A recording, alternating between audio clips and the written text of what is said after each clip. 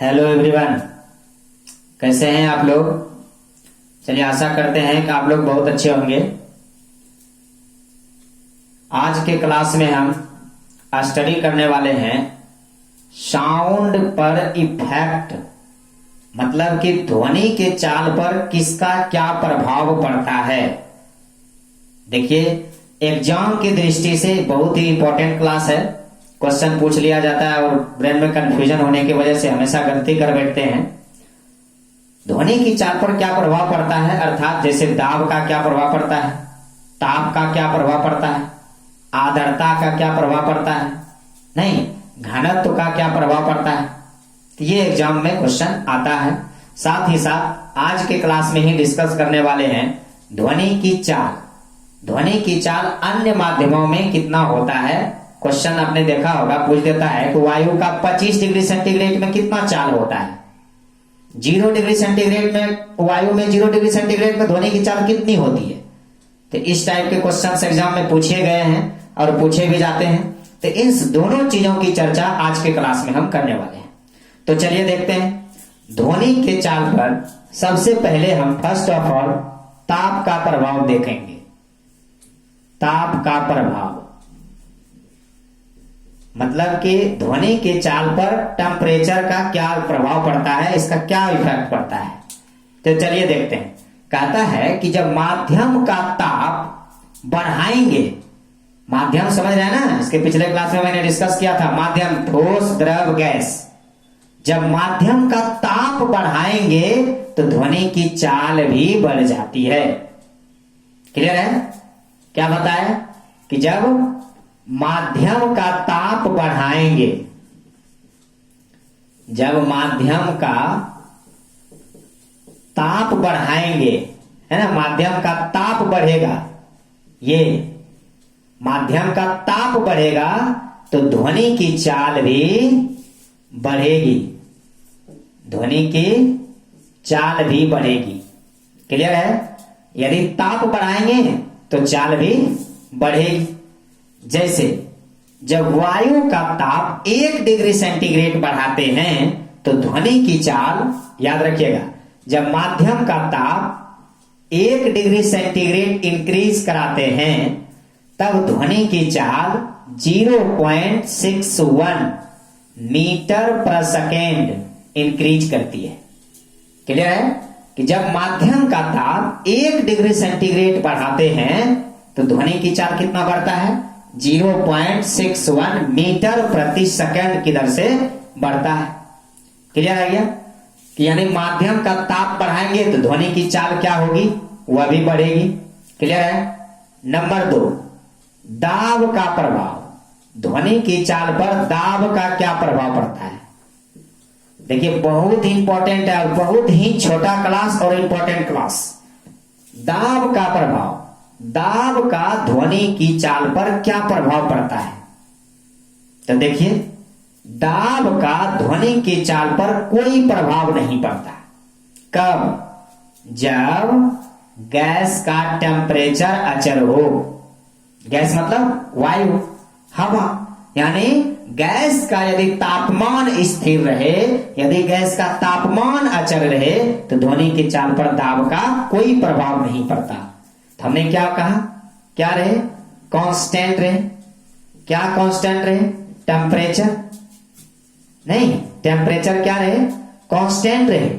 तब दाब का, तब दाब परिवर्तन का, है ना, तब दाब परिवर्तन का कोई प्रभाव नहीं पड़ता, कोई प्रभाव नहीं पड़ता है।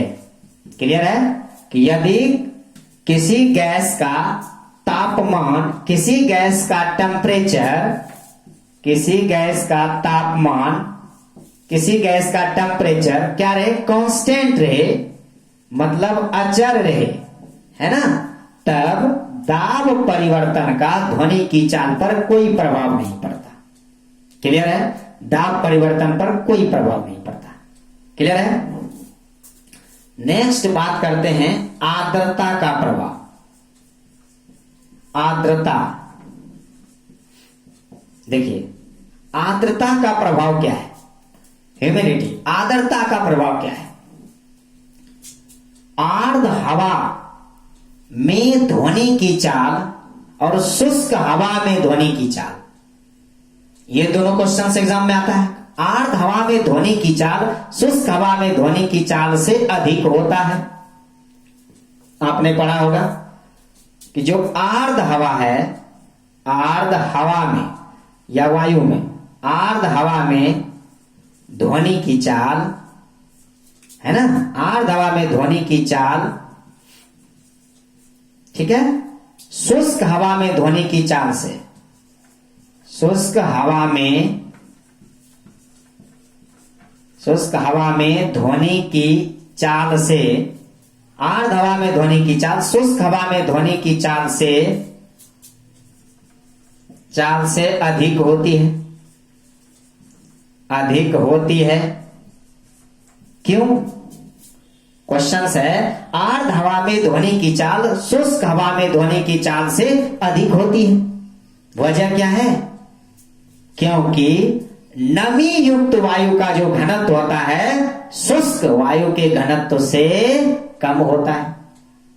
क्लियर है? नमी युक्त वायु का घनत्व शुष्क वायु के घनत्व से क्या होता है?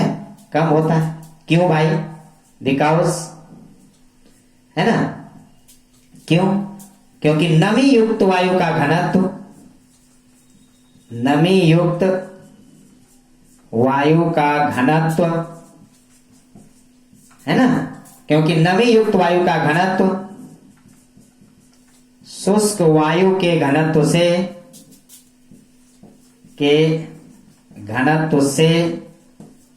कम होता है। क्लियर है? समझे? आर्द्रता का प्रभाव क्या होता है कि यदि आर्द्र हवा में ध्वनि की चाल शुष्क हवा में ध्वनि की चाल से अधिक होगी, क्यों? क्योंकि नमी युक्त वायु का घनत्व शुष्क वायु के घनत्व से कम होता है। क्लियर है? अब बात आ गई घनत्व की, यानी डेंसिटी की। डेंसिटी की बात आ गई। अब घनत्व पर क्या प्रभाव पड़ता है ध्वनि की चाल पर? देखते हैं नेक्स्ट, घनत्व का क्या प्रभाव पड़ता है ध्वनि की चाल पर, ये देखते हैं। घनत्व का प्रभाव ध्वनि की चाल पर, घनत्व का क्या प्रभाव पड़ता है? तो ठोस एवं द्रव में घनत्व का मान यदि बढ़ेगा तो ध्वनि का वेग भी बढ़ेगा। याद रखिएगा, देखिए बहुत ही इंपॉर्टेंट है। देखिए, ठोस एवं द्रव में घनत्व का मान बढ़ने पर, घनत्व का मान बढ़ने पर ध्वनि का वेग भी बढ़ता है ना, ध्वनि का वेग भी बढ़ता है। नहीं, ठोस एवं द्रव में यदि घनत्व का मान बढ़ाएंगे तो ध्वनि का वेग भी क्या होगा? बढ़ेगा। क्लियर है? लेकिन गैस में घटता है, याद रखिएगा। लेकिन गैस में घटता है, मतलब जैसे जैसे घनत्व बढ़ाएंगे गैस में ध्वनि का वेग घटेगा, डिक्रीजिंग होगा। क्लियर हो रहा है? जैसे जैसे गैस में घनत्व का मान बढ़ाएंगे गैस में ध्वनि का वेग क्या होगा? घटेगा। लेकिन ठोस एवं द्रव में घनत्व का मान बढ़ाएंगे तो ध्वनि का वेग भी बढ़ेगा। जैसे गैस में घनत्व का मान बढ़ाएंगे तो गैस में ध्वनि की चाल घटेगा। जैसे हाइड्रोजन में ध्वनि की चाल, हाइड्रोजन गैस है, हाइड्रोजन में ध्वनि की चाल तो 1269 मीटर प्रति सेकंड, जबकि CO2 में ध्वनि की चाल 460 मीटर प्रति सेकंड। क्लियर है? नहीं, 460 नहीं, 260 मीटर प्रति सेकंड। नहीं, तो कहने का अर्थ है कि हाइड्रोजन की तुलना में इसका घनत्व ज्यादा। जब घनत्व ज्यादा तो चाल कम, घनत्व कम तो चाल अधिक ना। तो तो ये कह रहा है कि जब ठोस और द्रव में घनत्व बढ़ाएंगे तो ध्वनि का वेग बढ़ेगा, जबकि गैस में घटेगा। क्लियर है? नेक्स्ट, हवा की गति का प्रभाव। ये हवा की गति का प्रभाव क्या होता है? नहीं, जो हवा देखते होंगे गति से चलती है, नहीं, गति का प्रभाव। यदि हवा ध्वनि की दिशा में चल रही हो तो ध्वनि तरंग तेजी से आगे बढ़ेगी। सपोज कीजिए कि मान लिया जाए कि जो हवा है उसकी गति भी इधर है और कोई सोर्स ऑफ जो साउंड है इधर से ही कोई साउंड तो छोड़ा जा रहा है, ध्वनि नहीं, तो इसकी गति भी इस तरफ हो गई, इसकी गति भी इस तरफ हो गई, नहीं, तो इसमें क्या होगा कि ध्वनि तेजी से आगे बढ़ेगी। नहीं, क्या होगी? ध्वनि तेजी से आगे बढ़ेगी और ध्वनि की चाल बढ़ जाएगी। क्लियर है? ध्वनि की चाल बढ़ जाएगी। यही कहता है हवा की गति का प्रभाव पड़ता है कि जिस दिशा में हवा चल रही हो, यदि उसी दिशा में ध्वनि प्रोड्यूस किया जाए तो उसकी गति बहुत ज्यादा होगी, बहुत दूर तक जाएगी। क्लियर हुआ? इस चारों पांचों कॉन्सेप्ट को क्लियर किए। क्वेश्चन इससे एग्जाम में बनेगा ही बनेगा और पूछा ही जाता है। तो चलिए अब हम देखते हैं speed of sound in different medium, यानी कि speed of sound in different medium, विभिन्न माध्यमों में ध्वनि की चाल को हम देखेंगे। तो चलिए देखते हैं एल्युमिनियम में। देखिए ये माध्यम है ठोस, द्रव, गैस। क्वेश्चन एग्जाम में पूछा गया था कि मान लिया जाए कि एल्युमिनियम में ध्वनि की चाल कितनी होती है। तो आपने पढ़ा भी होगा, एल्युमिनियम में ध्वनि की चाल होती है 6420, और मैं बात कर रहा हूं मीटर पर सेकेंड में। ठीक है, किसमें बात कर रहा हूं? मीटर पर सेकेंड में। तो 6420 मीटर पर सेकेंड होता है। निकेल में 60-40 होता है, मतलब 60 से 40 निकाल, मतलब निकेल में कितना चाल होगा ध्वनि का? तो 60 से 40। और ये सब जो मैं बातें कर रहा हूं टोटल, ये 25 डिग्री सेंटीग्रेड में बात कर रहा हूं, है ना। एल्युमिनियम में 25 डिग्री सेंटीग्रेड में चाल 6420, निकेल में 25 डिग्री सेंटीग्रेड में चाल 60-40, 60 से 40 निकाल। क्लियर है? 60 से 40 निकाल। लोहा में 59-50, लोहा में ध्वनि की चाल 59-50। अब लोहा से जस्ट स्टील 59-60। क्लियर है? लोहा में कितना होगा ध्वनि की चाल? 59-50। स्टील में कितनी होगी? 59-60 मीटर प्रति सेकेंड। नहीं, क्लियर है? साथ ही साथ पीतल में 4700, पीतल में 4700 मीटर प्रति सेकेंड। और आगे है फिलांट कैंच, फिलांट कैंच में 3980 मीटर प्रति सेकेंड।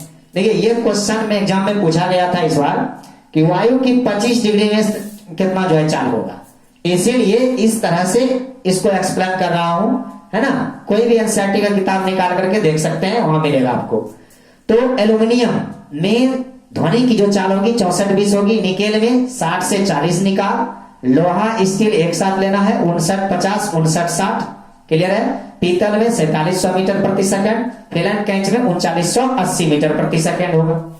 नेक्स्ट है समुद्री जल में 25 डिग्री सेंटीग्रेड। समुद्री जल में 25 डिग्री सेंटीग्रेड में जो ध्वनि की चाल होगी वह 1533 मीटर प्रति सेकंड, 1533 मीटर प्रति सेकंड होगी।